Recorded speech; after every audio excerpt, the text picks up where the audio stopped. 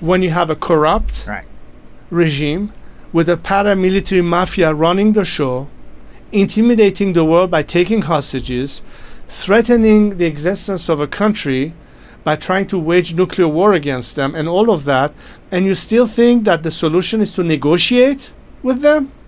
Seriously? Welcome to the Iran Breakdown. I'm your host, Mark Dubois.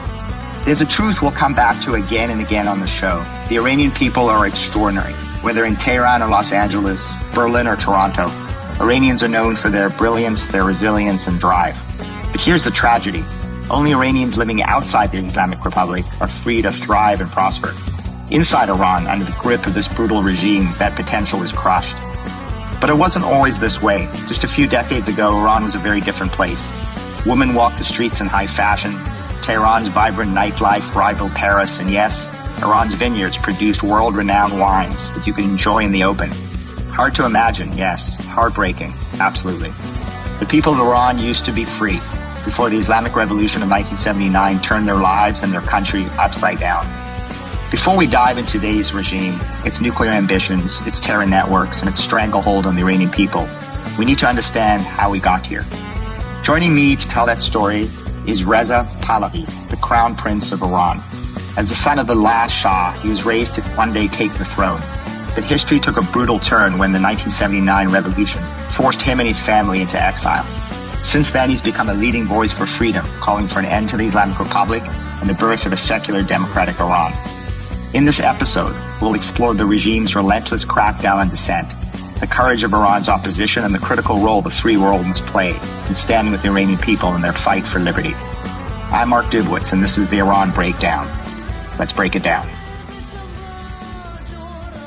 Your Highness, thank you so much for joining the Iran Breakdown. It's really wonderful to have you. Thank you so much. And so let's break it down. I want to start with, for many of our listeners, they know you. Many of them are supporters of yours. But for those who aren't, tell us a little bit about your background, the story, how you came to America, your life in Iran. Really interested to know the man behind the myth. Well, first of all, thank you for having me on your program.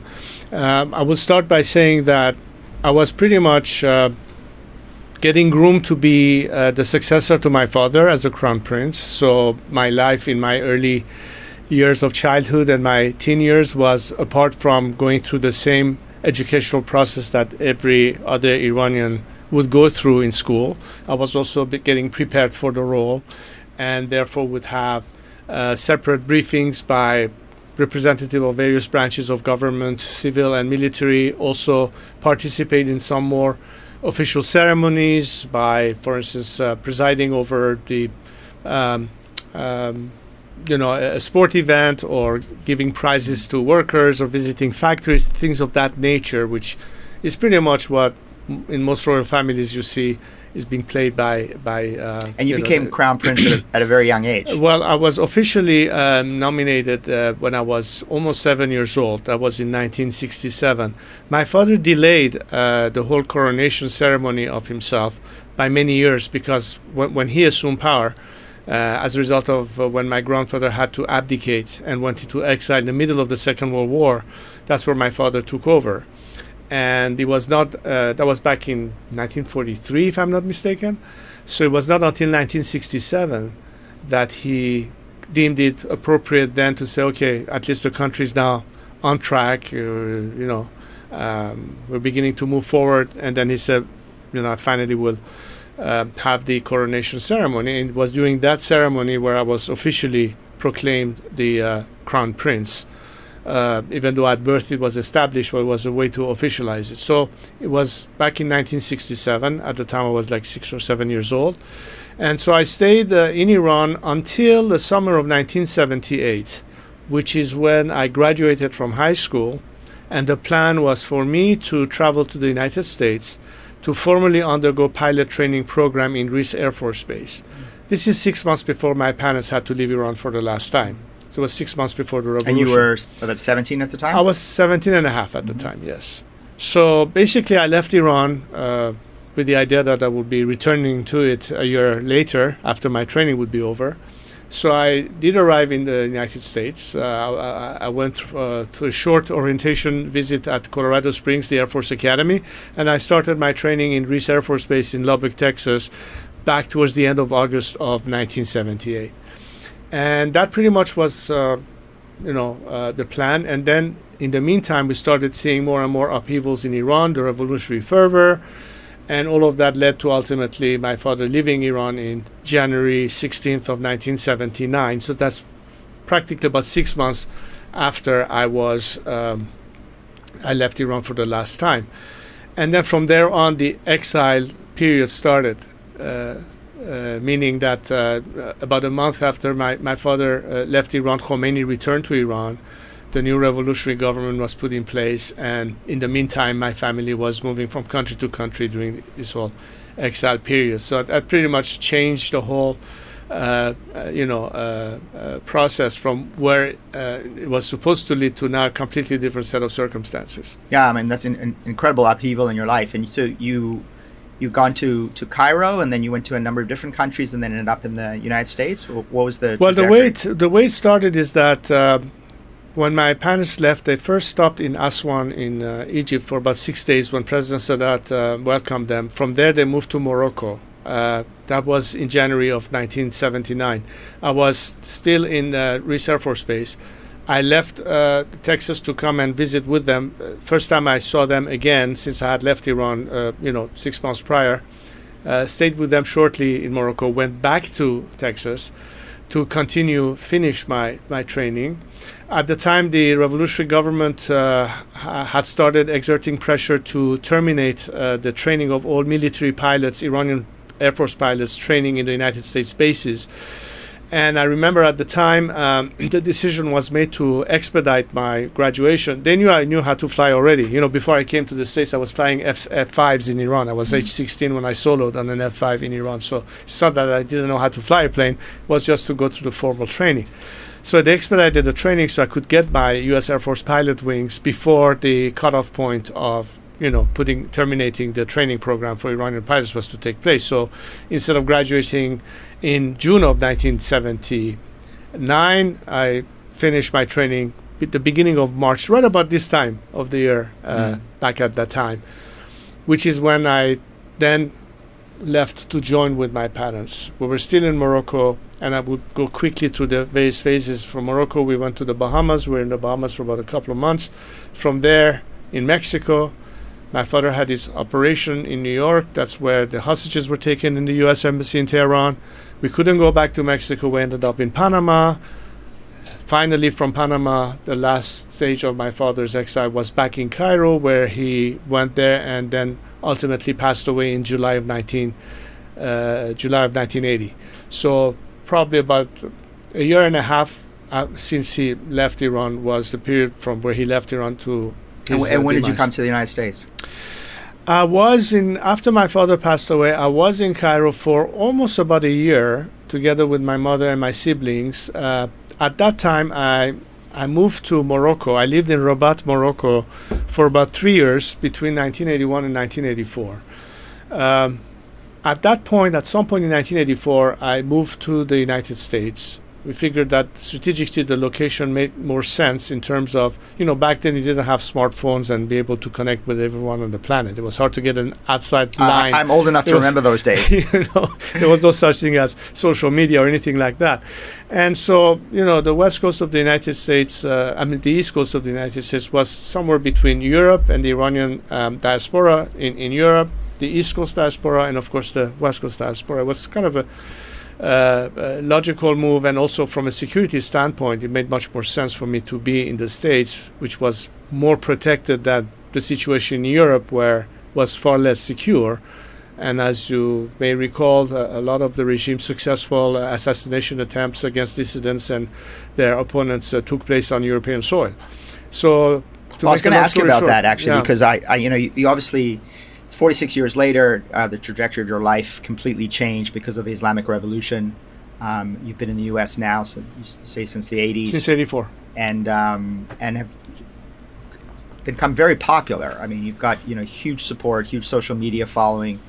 For somebody who like me, didn't grow up in the internet age or the social media age, you've certainly mastered it. And I think that it's remarkable the level of support that you have outside of Iran and seemingly inside Iran.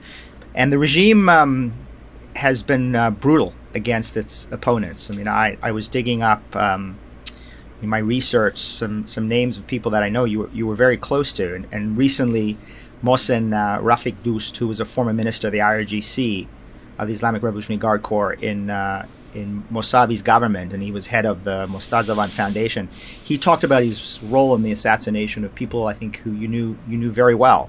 Shahryar Shafiq, General Ovisi, Bakhtiar, and then I found this TV personality, Feridun Farokh Saad. These are people you knew well, and these were people who were assassinated by the regime. Tell us a little bit about these people. Tell us a little bit about what happened, and also the kind of impact that it had on your life and on your family's life. Well, when we went through the first wave, and that's at the time we were in the Bahamas in May, June of 1979, that's where the massive number of people who were executed by Khomeini, who were former ministers in the government and or military officers, started back then.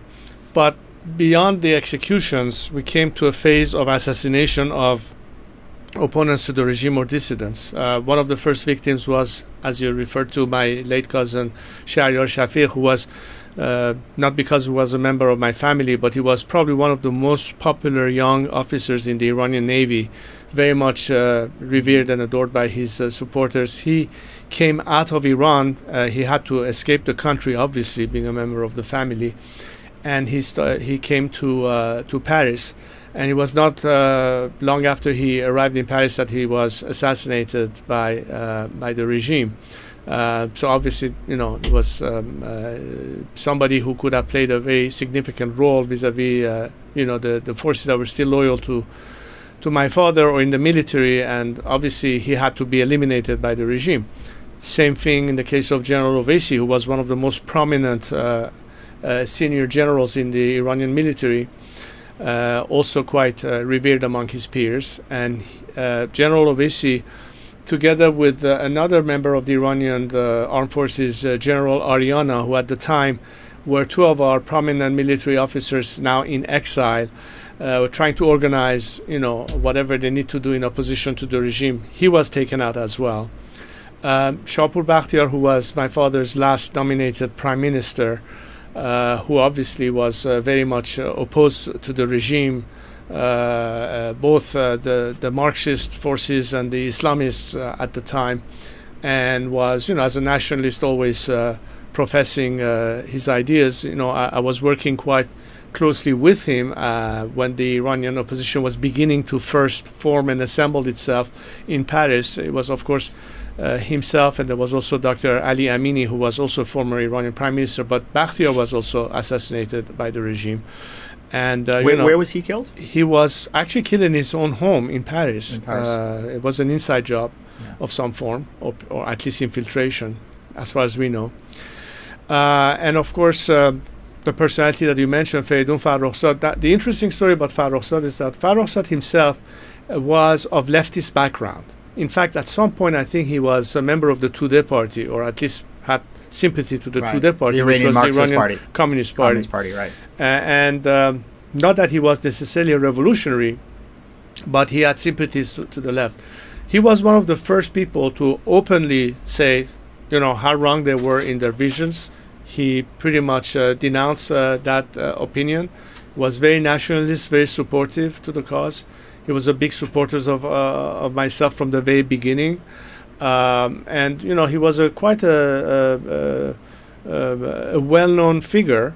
And he also did not escape the wrath of the regime. Anybody who would stand against the regime from the very beginning would be subject to assassination. Other people were also lost. There are people who work with a former education minister of ours, Dr. Ganji, and his organization. We had Qasemlu, who was the leader of a Kurdish party, was assassinated in Mykonos, which was a nightclub in Germany, and so on and so forth. If I'm not mistaken, there were 66 successful assassinations by the regime on European soil of Iranian dissidents in the early 80s. Yeah. So on the Iran breakdown, we're going to do a future episode on Iranian regime assassination campaigns around the world.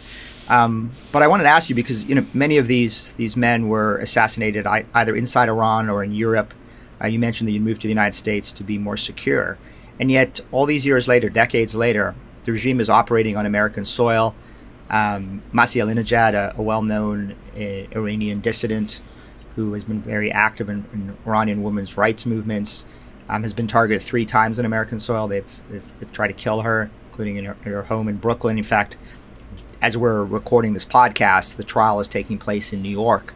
The three men who were hired as agents by the Islamic Republic to kill her are being indicted and hopefully will be convicted. But it does suggest that the regime feels they can operate with impunity on American soil. It's been going after former American officials like Mike Pompeo and John Bolton, Brian Hook, and General Milley. So U.S. officials, anti-regime dissidents, prominent people that speak out against this regime. And I think at FDD, we obviously take this personally because we've been sanctioned by Iran, and 6 of us have been designated by the Islamic Republic. So we all are very concerned about this issue. What can the U.S. do to prevent the regime from succeeding in harming us and our supporters? Well, I'm really glad that you asked this question. And by the way, it's not just only Iranian targets. I know at some point the Saudi ambassador here was subject to a terror plot that failed. So, I mean, the regime with impunity will try to eliminate anything that they consider being harmful to their interest. And to your point, what I would like to start saying is that as of late, we have seen that many governments have unfortunately bowed towards blackmail by the regime in the sense of hostages that they take. And all of this started with the beginning of a position of appeasement that only emboldened the regime to realize that actually it pays to take hostages. They pay ransom for them. And, as a result, they feel more empowered to continue on the same path. Not only starting from the very beginning, but even as of last month when I visited Europe, I was supposed to attend a conference at the Munich Security Conference. There was a last-minute intervention by the Foreign Ministry of Germany, stopping that from happening, although they claim that they don't have any direct involvement in the decision made by the Security Conference. But people at the Security Conference themselves said that, we were placed under pressure because some hostage was supposed to be returned, or I think it was the body of a German Iranian who was there. In fact, I know his daughter very well, and there's a whole process over there. Because I got a lot of publicity that you had been disinvited from the Munich Security Conference, right? And from the Foreign Committee of the Dutch Parliament, where I was supposed to also visit, and similar to the German Foreign Ministry, the Dutch Foreign Ministry exert the same pressure, saying that this will, threatened the diplomatic relationship with the regime and so on and so forth. My point being is that the minute you start, as a French senator told me when I visited with them a few weeks ago in Paris, he said, we have become hostages to our hostages. When we start accepting that, it's like, dealing with terrorists or playing to that, then there's no end in sight. And that pretty much gives, free rein to the perpetrators of this crime to feel totally free to operate the way they want. Fund radical organizations on various territories. Khamenei has many offices based in Europe who finance anti-Semitic organizations that threaten journalists or intimidate, the Jewish community and so on and so forth. We've seen the case of how much funding came from Iran indirectly to universities in this country as a result of October 7th and the entire Hamas elements and so on and so forth. I think a lot of it has to do with the laissez-faire attitude that led us to where we are today. And the only language that the regime has proven to respond to has been strength. Let me give you a tacit graphic. Perhaps you have seen it already. This is something that Nufti has provided. As you know, it's one organization that we work together with that provide this kind of data. When you take the number of assassinations that the regime has conducted in Iran itself, between the Obama administration and the Biden administration, during President Trump's first term, it was literally half, if not more than half, of the amount that we are back to today. In direct response to the amount of pressure that they felt on themselves as opposed to none.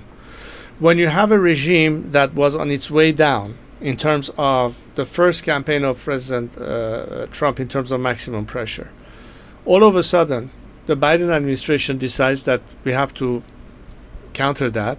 We have to go back to the route of practically appeasement. That led to the non-enforcing of the oil sanctions, which allowed Iran to sell over $200 billion worth of oil to the Chinese, a revenue that they should not have had access to, which did not go towards building schools or hospitals in Iran or paying the salaries of factory workers or what have you. Instead, it went to reinforcing their proxies in the region, and I think in some perhaps quite direct way, perhaps led to the October 7th attack. And by the way, it was a few weeks after the paying of the ransom for the 6 hostages that were released in Iran that they went ahead and did that, and even took some U.S. Navy personnel hostage in the seas. This sort of behavior has only emboldened the regime to take this action. So when you ask me, are we safe in terms of this regime feeling free to do whatever it wants on foreign soil?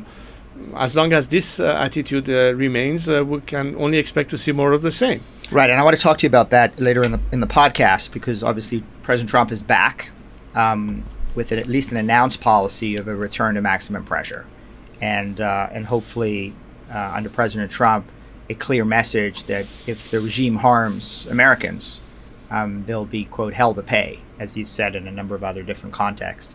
But because of the threat to Iranians, to outspoken opposition leaders, you're obviously one of the most popular opposition leaders out there, and I want to talk a little bit about your popularity.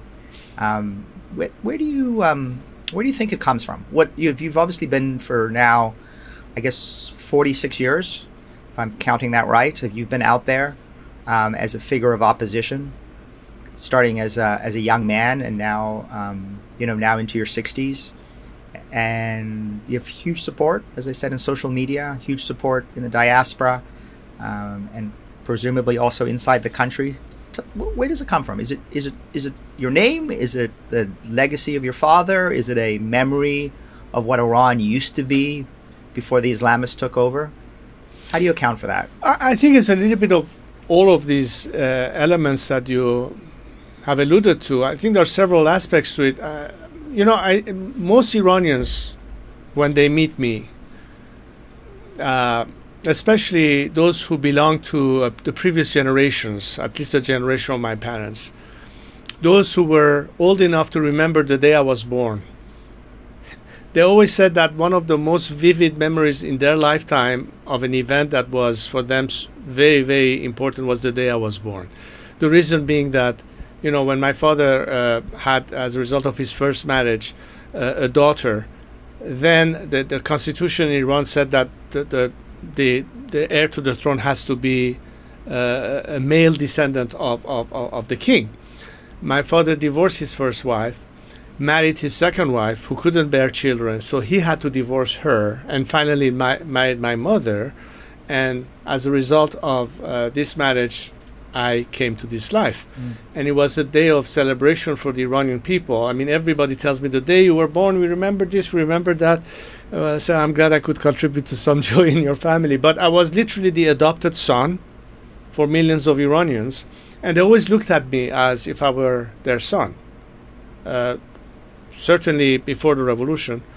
And then we went into the period of the revolution, and in the passage of 40 years, there is one element that could be nostalgia of the past and what they associated the family name to what was brought to Iran in terms of modernity. Today, I think the level of popularity that my father has, and my grandfather in particular, is multiple of whatever it might have been at the peak of their popularity at their time. You know, there's not a day that people don't chant the slogan Reza Shah Ruhat Shad, which means my grandfather, may your soul rest in peace. And that's, of course, in remembrance, but also in defiance of the regime. When you look at the end of every soccer match in Iran, most of them you hear that chant being chanted by the Iranian people. But also the fact that today's Gen Z of Iranians, as opposed to their parents who called me their child, that they call me father. So, you know, the 7-year-old of the day of the coronation to the 64-year-old that they now look almost like a father figure, it's a story of a lifetime. It's a story of 44 years of at least my life since I've been outside of Iran, but including the life where I grew up to this position. And my own track record, and what I've done and the positions I've taken and my vision, and they buy into my vision. They see that I speak what is inherently their ultimate aspiration. So it's not just nostalgia, it's not just name. I think a lot has to also to do with my track record. And one thing that I would be proud to say that defines me, and I think most people, including my worst enemies, will not argue against, is that what I've been saying for the past 40 years has always remained one and the same. I have never wavered from my core principles. I've always stayed committed to it. And I think this is something rather rare when you see people changing their tune depending on the circumstances.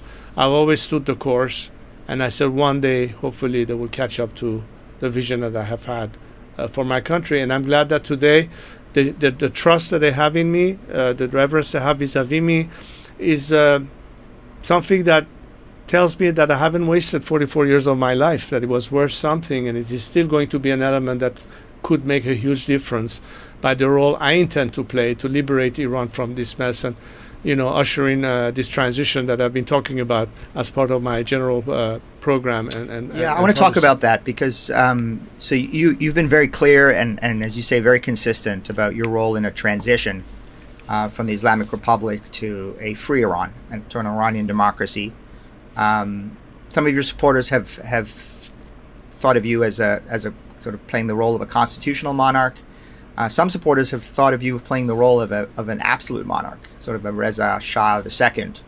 How do you see your role, and what do you say to supporters and critics out there about your vision of your role in a new Iran? You know, and let's not forget there are some Republicans who want to see me run as a president. But the point that everybody's missing, regardless of whether they are monarchists or Republicans, is that my entire ambition in life and my mission in life has not been about running for office. My dedication has been to make sure that Iran ultimately ends up with a secular democratic system as an alternative to this clerical dictatorship. That has been my goal in life. And I've always said that the day the Iranian people go to cast their vote in a national referendum, I would have considered my mission in life accomplished. And I'm not looking beyond that point. Now, if you want to discuss what could be the alternative form of governance in the future, I think there are multiple examples we can point to, both in the Republican system and a monarchic system. For instance, you can have the type of republic that you see in India or Israel, where you have the president who plays more of almost like a monarch role that is not directly involved with policy making or governance, but the prime minister is. You have the kind of republic in France where you have the president and it has a prime minister. You have a kind of republic in America where the head of the executive is the president. You have the constitutional monarchy the way you see it in Japan or in Sweden or in Norway or in Belgium and so on and so forth.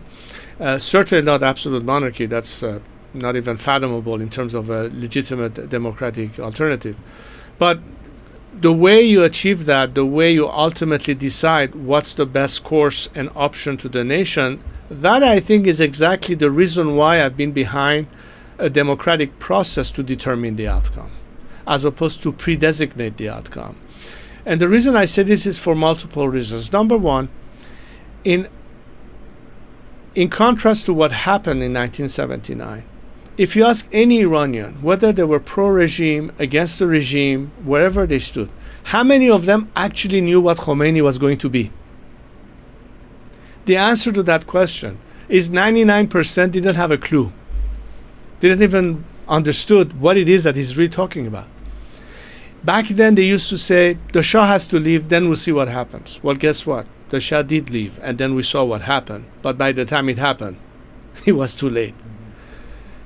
So contrary to that totally obscure, untransparent process, I'm an all for C-SPAN type process where in absolute transparency, you would have the Iranian people observe and understand exactly what is being proposed to them as a constitutional project. Now, in order to get to that, I have to explain that right now we're in the phase of liberation, meaning until the time that the regime is no longer in place. So we are in phase one of this process.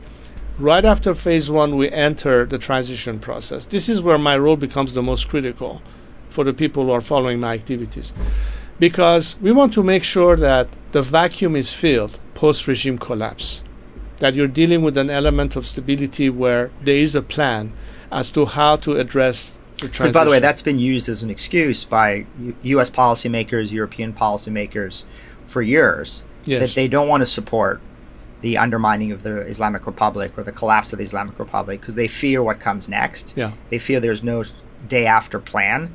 And they also make the argument, which I don't necessarily agree with, but they make the argument that whatever comes next could be worse. Well, I have an answer to all of that. If you allow me to just finish that segment, then I can certainly address what you just said. So what happened during the transition period? You have an interim government that obviously has to make sure the country continues to function in the meantime. But we prepared the stage for the election of a parliamentary assembly, a constitutional assembly, which is exactly where people's representative will debate whether and how the final form of this secular democratic system we're proposing could be. And this time by offering alternatives. If it's a republic, in what form? If it's a monarchy, in what form? So on and so forth. So people this time have a clear understanding of the options that they could opt to, and then let the ballot box decide in majority what the Iranian people ultimately want. I think that the final form that it takes is not so much critical as the content of it. And that's where we come with the elements of separation of powers. We come with the element of a secular system where there's a clear separation of religion from state as a prerequisite to democracy. That we're talking about a constitution that is based on the Universal Declaration of Human Rights. So any form of discrimination is, by a factor of law, eliminated, whether it's discrimination about women or people's sexual orientation or political beliefs or ethnicity or religious beliefs and so on and so forth. This is pretty much guarantees of liberty that you would seek in any kind of constitution that gives every citizen of Iran equal treatment under the law. I think that's very important, but also to make sure that the process is democratic. So if there's any foreign government looking in, at the end they say the result will be the most legitimate result because it is at the hand of the people of Iran. It is not by means of foreign intervention or occupation or installing a puppet regime here and there. So the Iranian people would consider it one of theirs, and the world could say, well, that's a legitimate representation. So that's one aspect of it.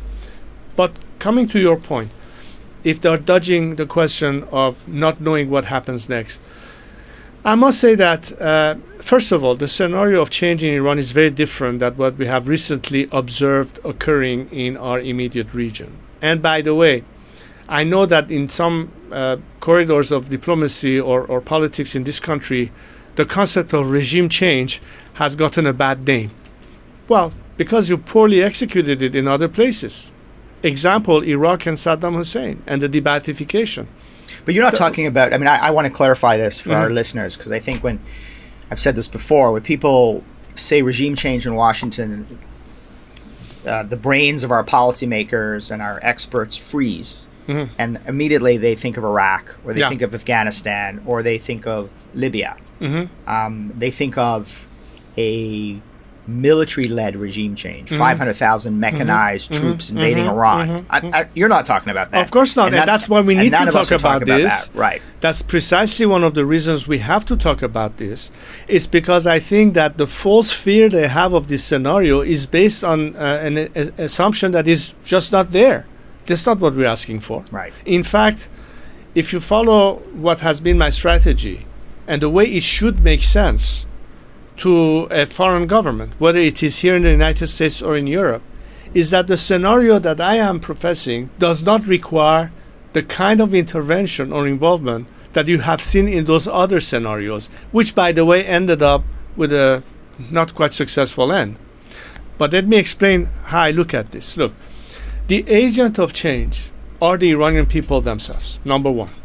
It's not a foreign intervention.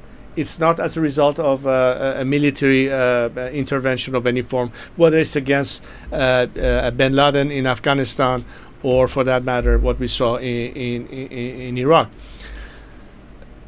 The process by which we want to bring about change is based on civil resistance in terms of campaigns of civil disobedience, labor strikes, something that can paralyze the regime from within, which is why I've been suggesting to world governments that it's understandable why you need to exert maximum pressure. As a matter of fact, President Trump did that. But maximum pressure has to be have a path of maximum support to the Iranian people as a parallel. Insofar as you're willing to finally make the decision that the solution to the problem is regime change in Iran, as opposed to 46 years and counting of Western diplomacy expecting a false change of behavior by the regime. The whole premise was wrong from to begin with. Right. We had the carrot and the stick approach. And you think, the Iranian people, I think you would agree, also recognize that. I mean, there was a time where there was a belief that Iranian, quote, reformists could reform the Islamic Republic. And that changed. I mean, I think in 2009, millions of Iranians were on the streets yelling, "Death to the dictator, President Obama, are you with us or are you with the dictator?" in protest of a fraudulent re-election of Mahmoud Ahmadinejad. Right. But the leaders of that protest movement, at least the most public leaders of that, were regime insiders who were pretending to be reformists. Mm-hmm. You would agree that fundamentally changed? It has. There's a big contrast. With women like freedom. Yeah. But even earlier, maybe even the protests of 2017 or 18 or 19. Yeah. Where they've now, it seems to me, and you obviously follow this much more closely than I do, particularly in your native language, but it seems to me that Iranians have given up on regime reform, and now they are absolutely committed to getting rid of the Islamic Republic. You would agree with that? Yes. I mean, there was a slogan that started about 2-3 years ago that would say, Islah talab usulgara dige tamam majara, which basically means whether you are a moderate or radical in the system, the game is up. The gig is up. I mean, it's over. That game between the hawkish or the doves within the system, it's a little bit like at the end of the Soviet Union. There was a look towards the Soviet Union. Who are the more moderate elements as opposed to the more hawkish elements within the Soviet Communist Party? I remember the days I was old enough to remember that narrative within Western diplomacies, especially back here in America, where they said, maybe we should talk to Andropov. He seems to be more manageable than, let's say, Brezhnev or the others. Well, that's right. I mean, we had a generation, I'm old enough to remember too, we had a generation of Sovietologists. Well, we can talk to him more. So, well, he likes jazz music and drinks whiskey. That was the rationale back then. Right. Not understanding that at the end of the day, it's the Communist Party. It doesn't matter which represents them. And I'm making the same comparison to the Islamic regime of Iran. That when you have Ali Khamenei at the head, and you wasted time thinking that Khatami or, his successors, all the way to today, are in fact the difference makers. They're all just puppets to Khamenei. They don't represent anything other than the will of the supreme leader at the end of the day. But yet American policymakers, American presidents and secretaries of state have really walked into that trap. Rouhani as the moderate, Zarif as the moderate, right? And now we have a new moderate Iranian president who really is committed to moderation and reform and openness. I mean, they keep falling into that trap. They keep falling into the same and it's trap. the same trap. Absolutely. And that's what's delaying the problem. And that's what's frustrating millions of Iranians on the streets who are risking their lives every day. They're getting shot in their face. They are surviving sometimes, getting caught, because if they get caught, they get tortured, and they probably end up being executed by the regime. And they keep saying to the outside world, for instance, chanting slogans like "دروغ میگن امریکاست، دشمن ما همینجاست," which means they lie to us when they say it's America. Our enemy is right here. So you see a regime that is so antagonistic to the outside world, particularly to America. This is a regime that wanted to assassinate President Trump. Whether the Iranian people are standing there in demonstration asking for their liberty with the Israeli flag along the Iranian national flag against the narrative of a regime that simply want to wipe off Israel from the face of the map. Yeah. That's the contrast. And as long as you have politicians, including today's administration in the United States, thinking that they can reason or come to terms or make a deal with this regime and its representatives, especially when they have no legitimacy left whatsoever and they do not represent the Iranian people. My friend, this is adding insult to injury. This is a slap in the face of millions of Iranians who have the very same values that are cherished by American citizens, by French citizens, by anybody living in the outside free democratic world. So I think you know that at FGD we absolutely agree with you. But I would say this: it's been heartbreaking for me, and I'm sure it's been much more heartbreaking for you, given the trajectory of your life. I remember Israel's last ambassador to Iran, Uri Lubrani, who I think you knew as well. Yes. Was 30 years ago that he was predicting that the Islamic Republic was on the precipice, and it just needed a little more outside pressure to crack the regime, or this much more support to the Iranian people. And I think that even members of the clerical regime thought that women life freedom was going to be generating enough outrage that it would crack the regime's security forces. And yet, unfortunately, the regime has triumphed. In fact, they launched chemical weapons attacks against Iranian schoolgirls to break the back of the women life freedom movement. And instead of 1 million protests in Iran, we've now seen kind of an unorganized opposition, and they're falling back to weekly sporadic protests. We track them at FDD. We have a weekly tracker here where we're tracking protests. They exist, but it's dozens of protests. It's not hundreds or thousands of protests, and it's hundreds of people, not millions of people. I guess the question I have to you, after seeing these protests erupting since 2009, and yet the regime continuing to win, how do you see the regime's string of victories ending? Well, first of all, if you want to have a realistic viewpoint, we have to understand that when you're fighting such totalitarian, dictatorial, repressive regimes, there are always ebbs and flows.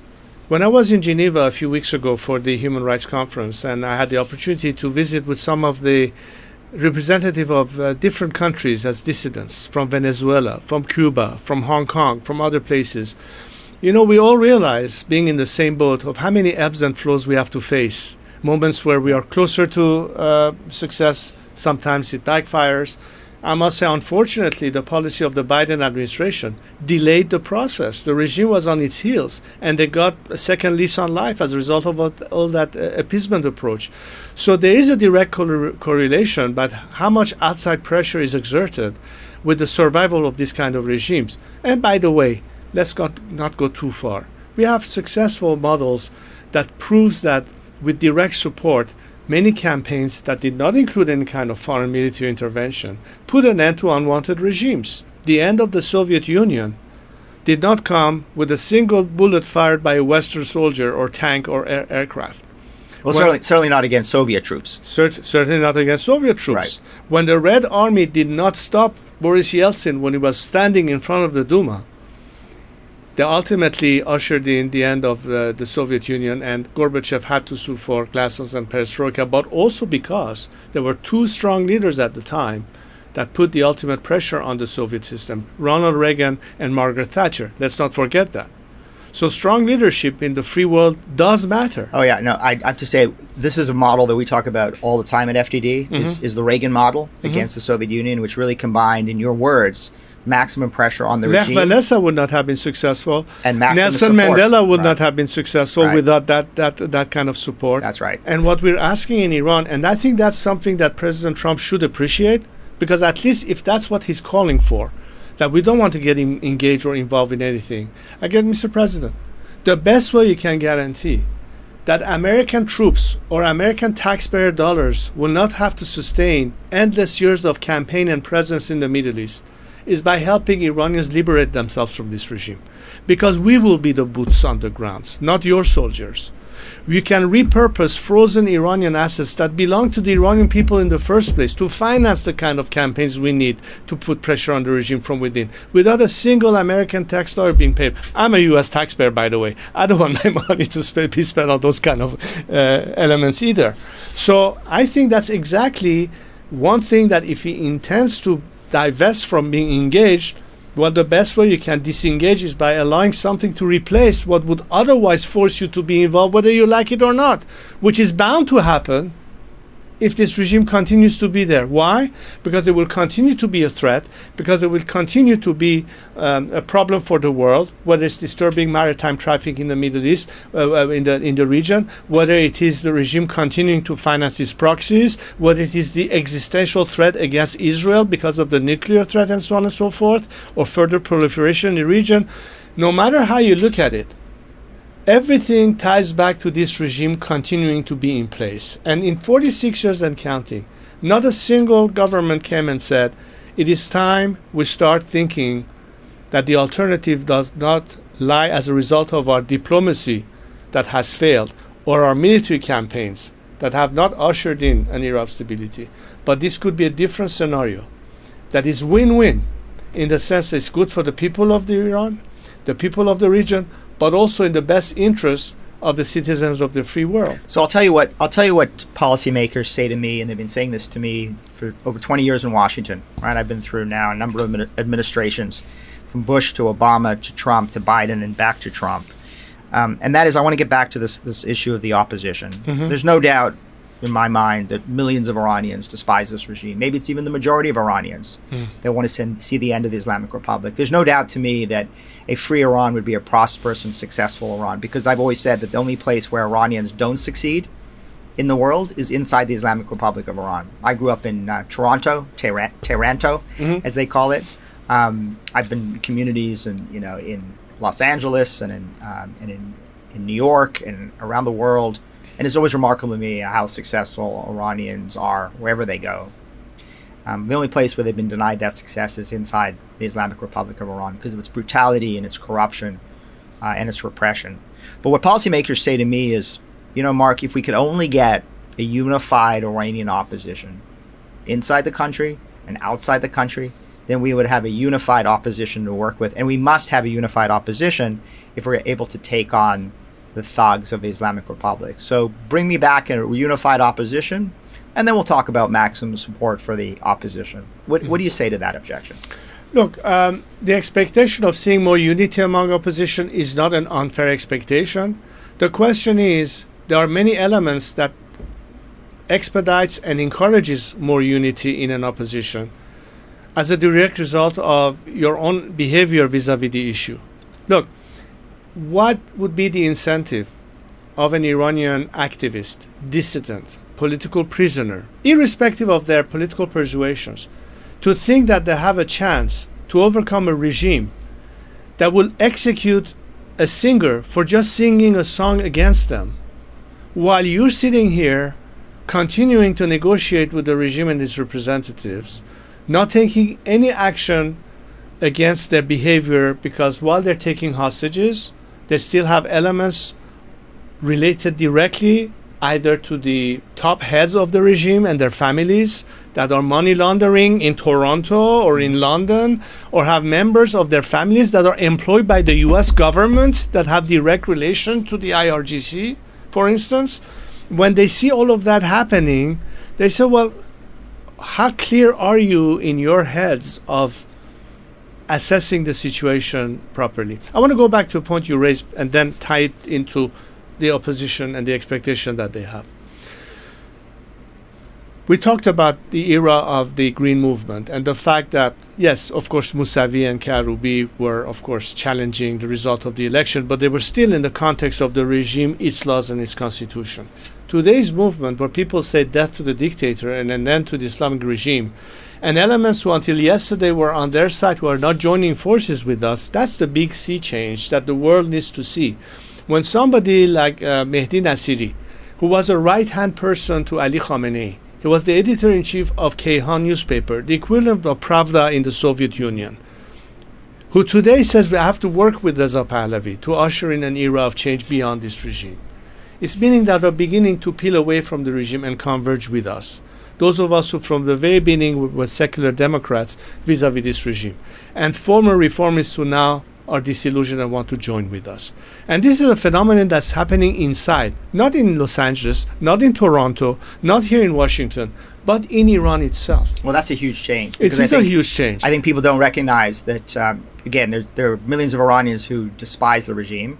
There's no doubt, I would say, that there are also hundreds of thousands, if not maybe a few million young men who are Islamists who are willing to go to the streets and kill their fellow Iranians to defend the regime. But what you're pointing out, which I think is really important and is not discussed enough, is there are persuadables inside the regime. There are people who once supported the Islamic Republic who are now recognizing there is no future for an Iran with the Islamic Republic. Exactly. And those people and that's why they see that we need to work. Out. Exactly. And look, many who were the worst enemies of my father want to work with me today towards that solution. And you know what? I've been calling for a coalition of the willing. And I want to simplify one question, if I may. I believe that in this world we have two categories of people in general, whether they're Iranian Americans or others. The first category are people I would qualify as being part of the problem. They're not willing to change. They're hell-bent on their own radical ideas. They're not willing to compromise. They're not willing to abandon or admit when they were wrong in some judgment before. So they continue to be part of the problem. And my friend, I don't waste a minute of my time on them. The second category of people are people who want to be part of the solution. And they are willing to change their ideas. They're willing to adapt to the new circumstances. They're willing to see that now we need to be able to do this. And in my judgment book, I think that the people I want to be able to work with are people who are today committed to a solution that is the best interest of the Iranian people, irrespective of where they stood yesterday. That's the basis of the coalition I want to create and propose. So as long as you understand that the demeanor and the mindset of those who can be part of this diverse coalition of the willing and able, and they are diversified in opinions. There are representatives of the left, of the center, of the right. There are Republicans, there are monarchists. But the issue for us is to achieve the ultimate goal of democratization in Iran on three key fundamental elements. Iran's territorial integrity, which is very important to us. The issue of human rights as a matter of principle and values and systems and laws. And of course, secular democracy, which means a clear separation of religious from governments. I think on that you will discover that the majority of Iranian democratic forces agree on this. There are some groups that we cannot work with. I'll be very honest. We cannot work with the MEK. We cannot work with separatists. And the reason is very simple. Because either they are inherently non-democratic or they go against the grain of challenging or threatening Iran's territorial integrity. I'll be very honest with you. I cannot work with these two groups.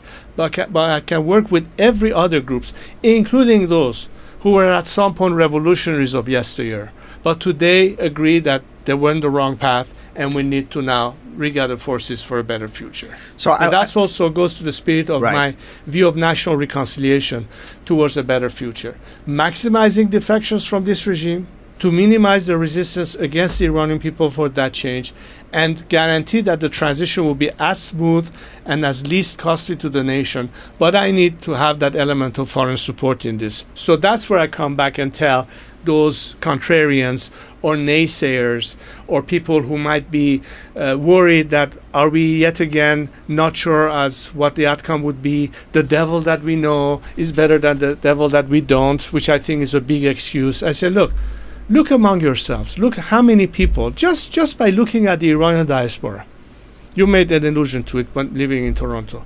How many successful Iranians who are doctors, who are entrepreneurs, who are CEOs of this and that company, who run the world as we speak, including here in America? How much potential exists between them being the link between what once freed Iran with a country like America? I think President Trump will understand that, at the end of the day, it's good for business as well. When you have entrepreneurs, including one of his people, Elon Musk, who could have a Tesla plant in Baluchistan, for instance. Or we have people from Uber, from eBay, from all of these big Iranian entrepreneurs from Silicon Valley and elsewhere who can commit billions of dollars of investment to rebuild Iran in the future. And this is not just limited to America, mind you. None of this will happen when you have a corrupt regime with a paramilitary mafia running the show, intimidating the world by taking hostages, threatening the existence of a country by trying to wage nuclear war against them, and all of that, and you still think that the solution is to negotiate with them? Seriously? And I agree with you. I mean, and I think it's a critical message to the Trump administration that if you want to make Iran great again, you got to make Iran free again. And the answer is not some nuclear deal that is some minor improvement to the 2015 Obama deal that puts a few more years on the sunsets. Because that deal is only kicking the nuclear can down the road, which is going to explode in our faces. And it's only going to send billions of dollars into the coffers of the regime that it can steal and that it can use for repression and to fund its proxies. Your Highness, I'm to tell you, I'm very worried about another Iran nuclear deal. And I'm very worried about Khamenei running circles around yet another American president. Give us your view of where Khamenei is today versus where he's been over the years. Our take on the situation is that, Khamenei is getting more and more isolated. The scope of his tent is becoming close, much more limited than it was before. There's more fragmentation within the system. We have seen even in the last few months a lot of dissension among the ranks, and this is an indicator of what's to come. I don't think he can usher in a successful successor to himself. I don't think that he's hoping that his son Mojtaba is going to step in. He will even have the credential or the legitimacy to play that role of the supreme leader. There've been talk about some council ruling, but the nation is so beyond that I don't think that the nature of the regime, especially the paramilitary mafia that the IRGC represent, are going to put up with that anymore. So I think we're facing more and more internal dissension and conflict, which is an opportunity to utilize because the regime is at its weakest in that point. And I don't think that Khamenei is going to be let me rephrase it. I wouldn't be surprised if he rejects this proposal, because either way it's lose-lose for him. But at least by rejecting, he tries to maintain the last remnant of his hardcore support behind himself. The minute he caves into that, he loses that as well. So it only expedites his own demise. It's one thing for the calculation in Western diplomacy to think, what's in it for them to accept. They cannot understand that the minute you ask this regime to change its conduct, then it's no longer what it is. The entire raison d'etre has been that. The minute Khamenei is to concede on any of this point, he might as well kiss the Islamic regime goodbye. Of course, he's not going to do that. His last gasp attempt is to keep this regime surviving at any cost. And once again, they might try to pull the wool over the eyes of naive diplomats in the Western world and buy some time for themselves. What else is new? I agree with your point. But guess what? The others who don't see it that way, others who say, whether the rest of the world is lagging behind or not, we have to take initiatives. Bibi Netanyahu took an initiative. If he didn't strike back against Hamas and Hezbollah, we'll still be sitting here. maybe Bashar al-Assad will still be sitting in Damascus.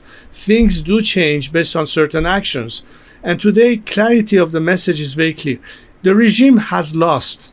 Let's understand that. That's what Washington needs to understand, London needs to understand, Berlin needs to understand, Paris needs to understand, and of course everybody else in the world needs to understand. What you need to now understand is not that the regime has lost the case, it's that the chances for change in Iran is as its highest right now.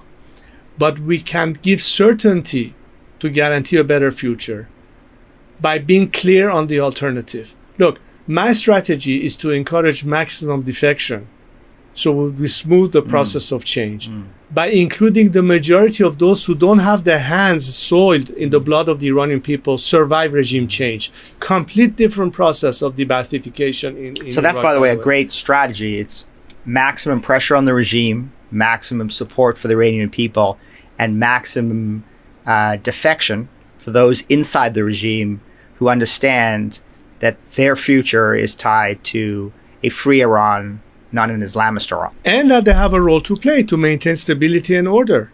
And that's my answer to those who say, well, we don't know what's going to happen next. I guarantee you one thing.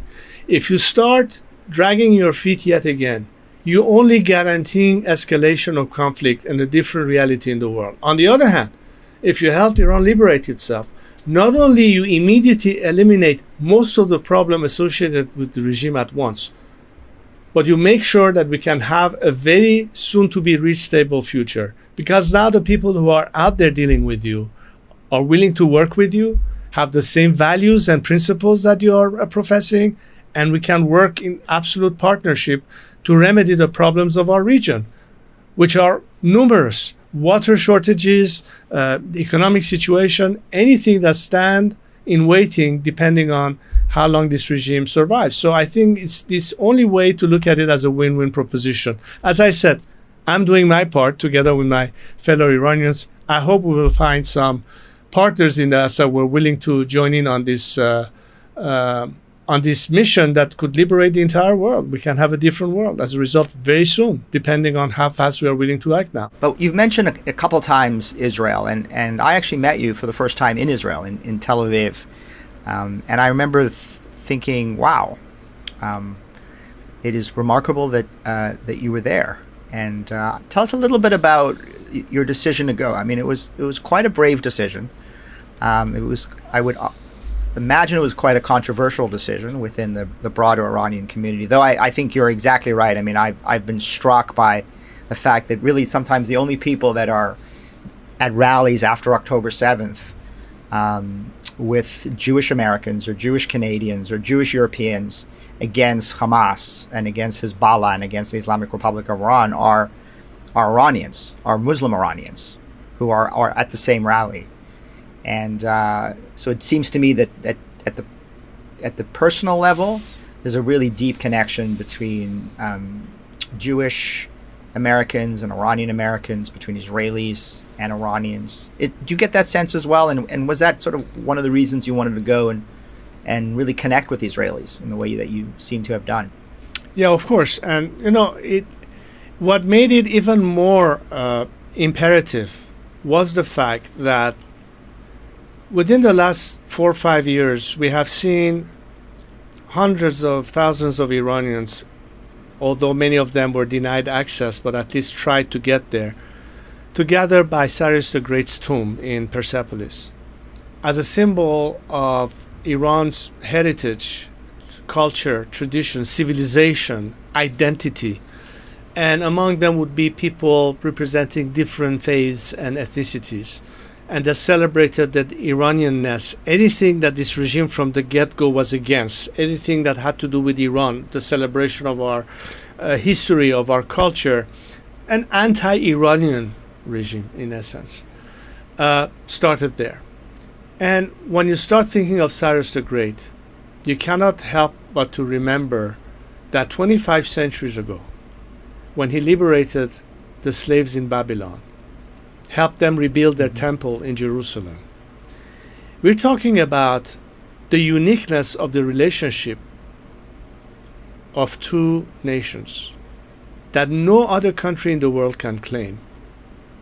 to have that kind of a biblical relationship. Iran and the Jews, and later on when the State of Israel were created. It is unique to the world. I don't think there's any parallel that you can name except for these two.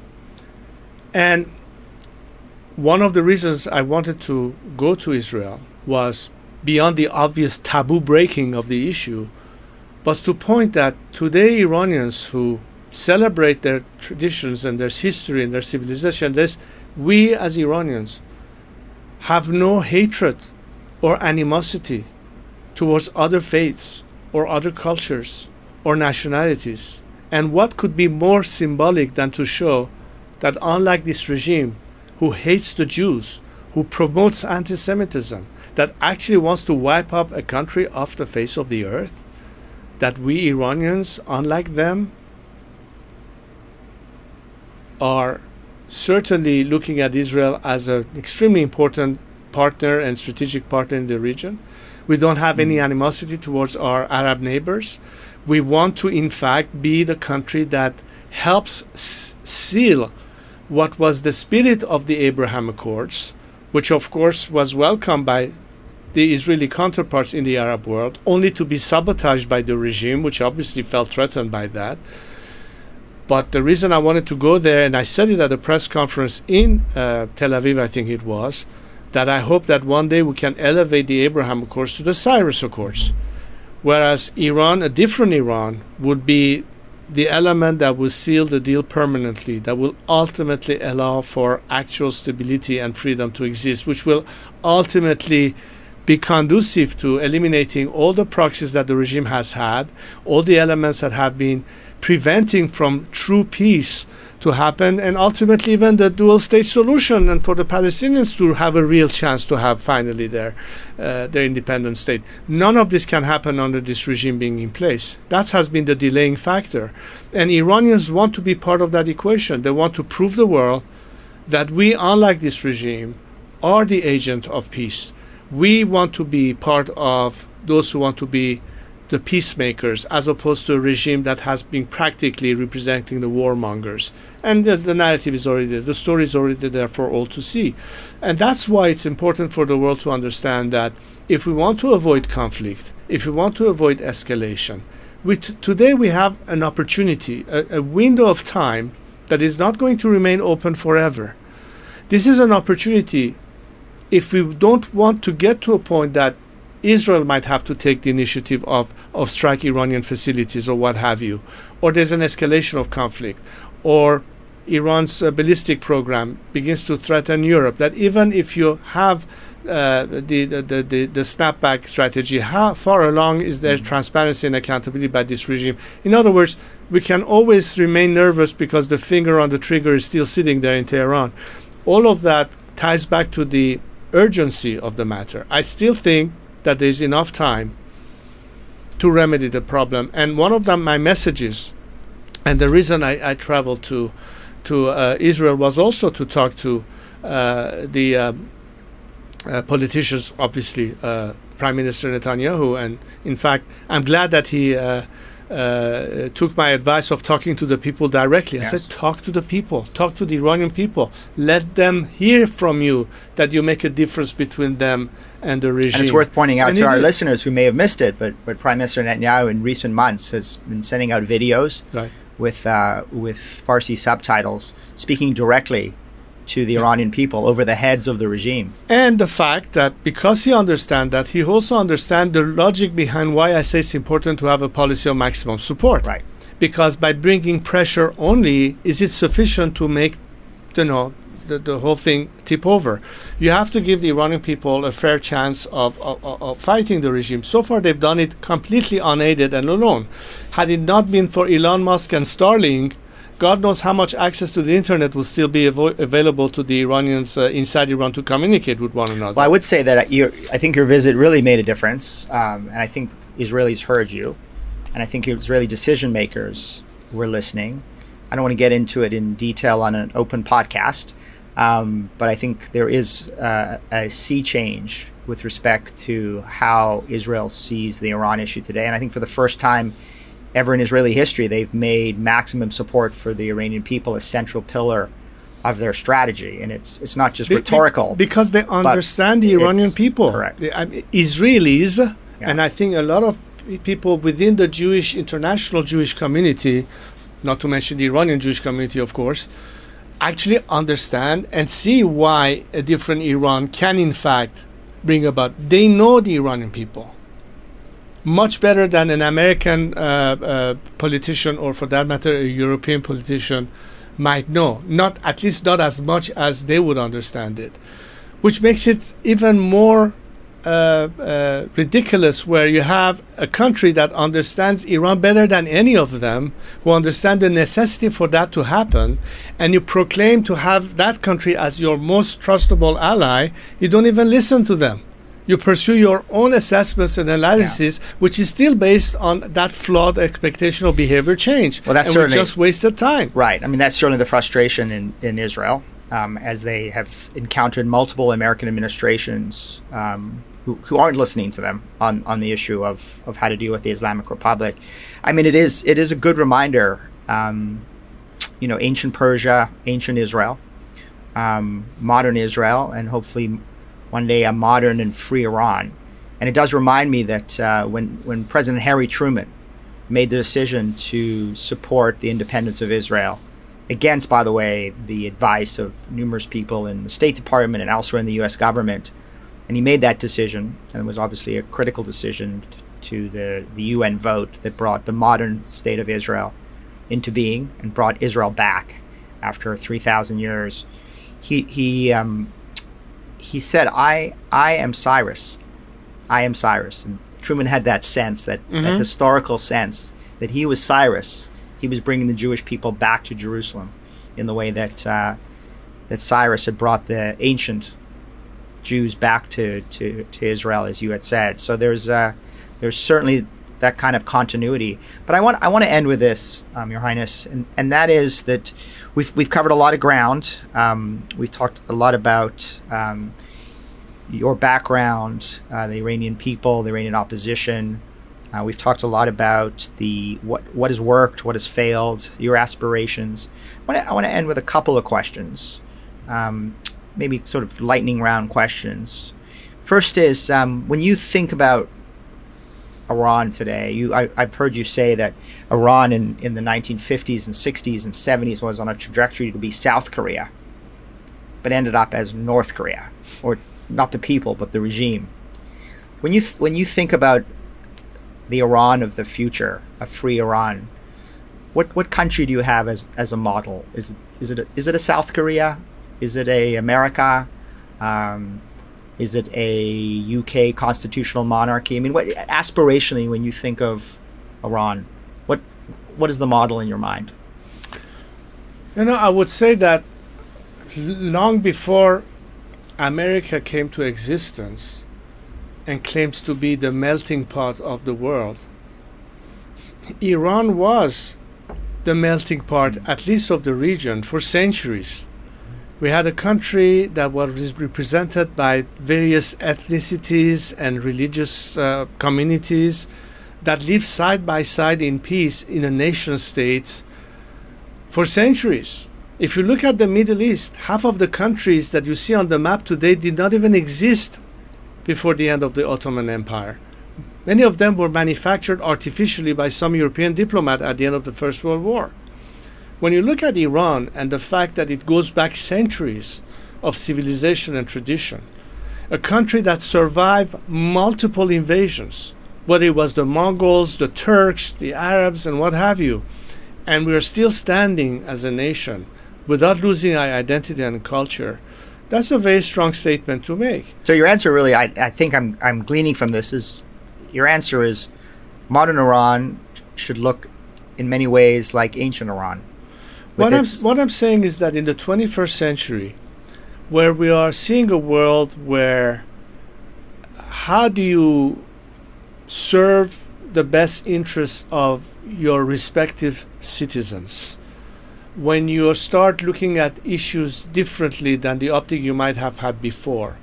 If MBS today, with his ambitions for Saudi Arabia, is distancing himself from the old school traditional point of view and the religious elements of the Wahhabists and the Salafists and what have you. And we had the same problem in Iran, and Khomeini created that problem as a clerics that resisted all the advents of Iran into modernity and emancipation of women and everything that there was the resistance against that, as the Islamists were at the time. And of course, again, against the free world, when you had the Marxist elements that were stopping that, all of that happened and put Iran on the wrong trajectory. But the Iranian people are gathering themselves again, having gone through that sad, tragic episode of having to deal with the Islamic Republic. But you know what? We're better for it. Why? Because if you were trying to make people in Iran understand why it is that a secular system is so vital, where separation of religious from state is so vital, they've just seen the alternative. They have seen now the alternative. Yeah. And that only puts us in much better shape than we were in the 50s, 60s, and 70s to achieve that. Because I think that part of a country's ability to manage itself, it's a learning curve. In other words, it's not just enough to bring in a text and say this is the new law or the Constitution. America started with the Declaration of Independence, which led, of course, to the Constitution and the Bill of Rights.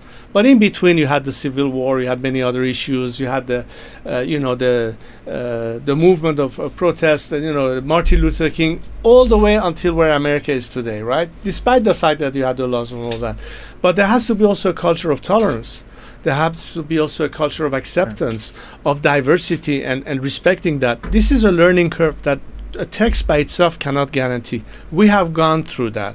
The reason I have optimism and faith about my fellow Iranians is that I think that the best prepared to not only usher in that era, but belong to it and be directly responsible in preserving that, because they have paid such a high price to appreciate the importance of it. And that's why they're still fighting.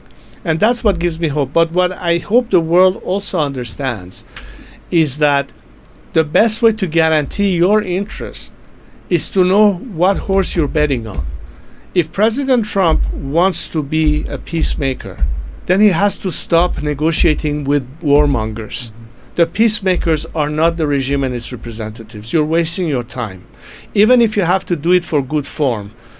But I'm sure he doesn't realistically believe that this regime would even come clean.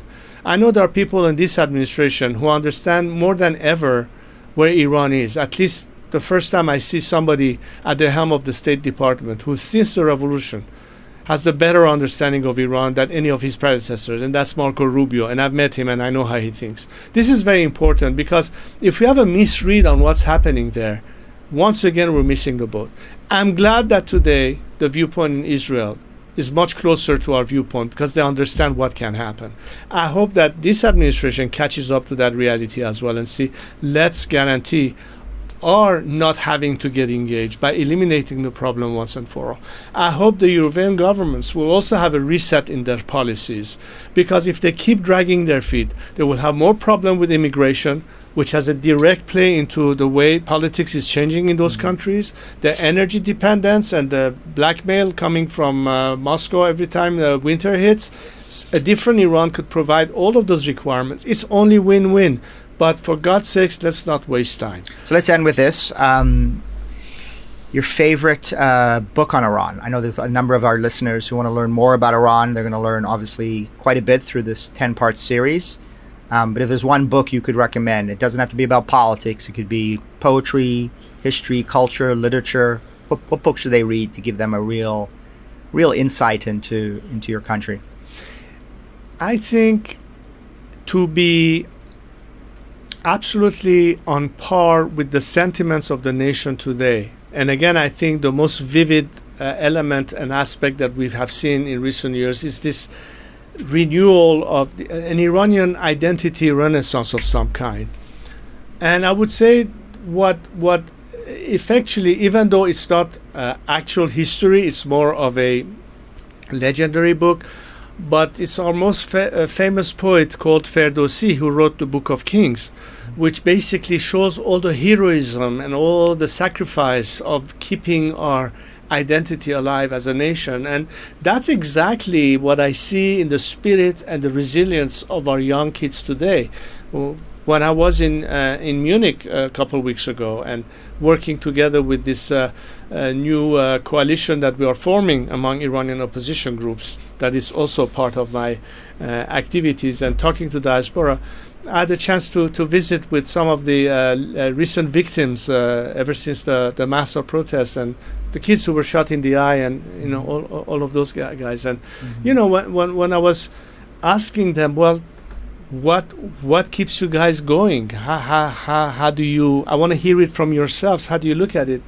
They said, what's a life worth living if at the end you don't think that you haven't died in vain, that you have died because others could one day see you as their heroes. And we have had heroes. We have had heroes since the Mahsa movement that today are celebrated and remembered in Iranian social media. You can actually feel, it's a sense of sacrifice, but sacrifice because Iran is too big for an Iranian not to be willing to do all of he or she can do. And when you're dealing with that kind of sentiment, when you're dealing with that kind of dedication, and what a far cry it is that the frenzy that happened in 1978 that ushered in this regime, that's the huge contrast. And anybody who has the correct read on where Iran is today will finally understand how it can change and what is not only good for them but also good for themselves. And that's my ultimate message that I leave behind here in Washington or the various capitals in the free world that I'm visiting. I say, look, we are going to get this done whether you like it or not, whether you are with us or not. We are not counting on anybody other than ourselves to get the job done, but our life will be much easier, much less costly to bring about this change if this time you stood on the right side of history. Stay with us, the peacemakers. Give up the pursuit of trying to expect a different behavior and attitude by the warmongers. That is the determining factor, and you have the time right in front of you to do it. So whether it's President Trump or anybody else out there listening, understand that everything you say, we want it too, but it's not by pursuing the wrong approach that you're going to make it happen. At least give the Iranian people a chance of proving all the contrarians wrong, that we can get it done before you have to resort to much more sinister scenarios, and who knows what will be the outcome. Yeah, I think that's a great message. Don't engage with a dictator. Support the Iranian people. And I want to thank you. I want to thank you for coming in and sharing with us your story and your insights and your courage. And I hope that, as we say in my faith, we say next year in Jerusalem, but I would say next year in a free Tehran. I hope to see you next year in a free Tehran, when the subject of the podcast will be about how the Islamic Republic of Iran was brought down by the brave men and women of Iran. So thank you, sir. Well, hopefully we can celebrate our Nowruz and the Jewish New Year in a free Iran, as opposed to having to mourn our martyrs and victims and celebrate life. And with that, I actually want to also wish you a meaningful and a beautiful and soulful Nowruz, and to all our listeners out there. And again, thank you, sir. Thank you for coming in. Thank you very much. Much appreciated. Thanks.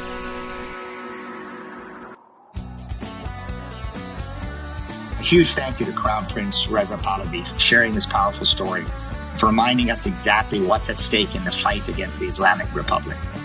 He made one thing clear: the Iranian people are the key to Iran's future, but they're not alone. Leadership from the free world matters. It can inspire, empower, and help tip the scales towards freedom. As we heard today, that leadership must be bold, principled, and unwavering. We'll dive deeper into what that means and how we get there throughout this series. I'm Mark Dubois. This has been the Iran Breakdown. Thanks for listening, and I'll see you next time when we break it down again.